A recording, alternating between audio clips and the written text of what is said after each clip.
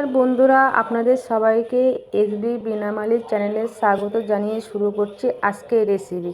আর আপনারা আমার চ্যানেলে নতুন হয়ে থাকলে অবশ্যই সাবস্ক্রাইব করবেন।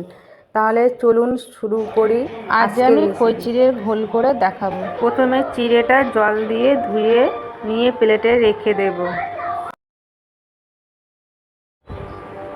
এরপর খই নিয়েছি, সেটাও জল দিয়ে ধুয়ে প্লেটে রেখে দেব।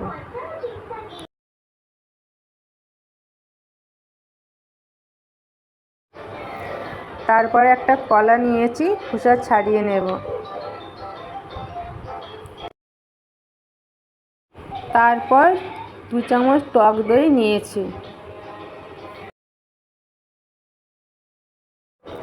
এরপর পরিমাণ মতো 2 চামচ চিনি নিলাম।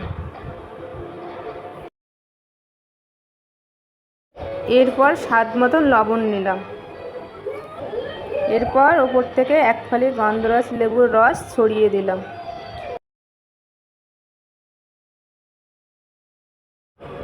লেবুর খোলা বাদ দিয়ে সব কিছু নিয়ে ফ্রিজে ঠান্ডা জল দিয়ে জুস মেকারে গ্রেট করে নেব। বন্ধুরা, এখানে 2-3 মিনিট ধরে গ্রেট করে নেব, যাতে সব কিছু মিক্সড হয়ে যায়। গ্রেট হয়ে গেছে, এবারে গ্লাসে ঢেলে নেব। বন্ধুরা, এই প্রচণ্ড গরমের দিনে সকাল বিকাল এই ঘোলটি খান আর শরীর ঠান্ডা রাখুন। এই ভিডিওটি ভালো লাগলে লাইক, কমেন্ট ও শেয়ার করবেন।